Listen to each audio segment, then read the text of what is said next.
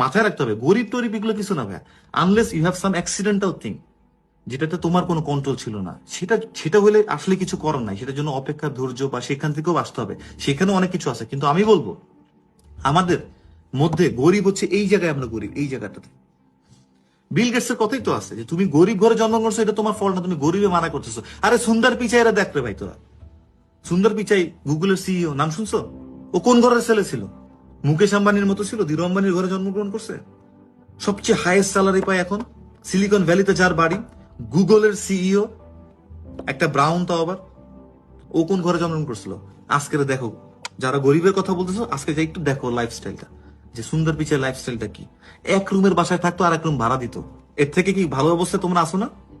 প্লেনের টিকিটে টাকা পায় না বলে মারে আনতে পারে নাই, মাকে আনতে পারে নাই, বাবার শুধু সবকিছু ফান্ড রাজি করছে, শুধু প্লেনের টিকিটটা দেওয়ার বাকি ছিল। বাবার 11 মাসের স্যালারি মনে হয়, এক বছরের, মানে 11 মাসের স্যালারি করে সে টিকিট কিনতে হচ্ছে তার।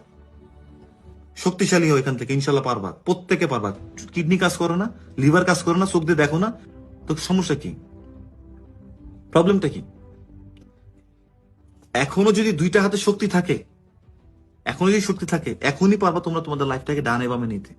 হয়তোবা কিছু জায়গায় দেরি হয়ে গেছে, এখন আর সময় নাই, সেটা ডিফারেন্ট জিনিস।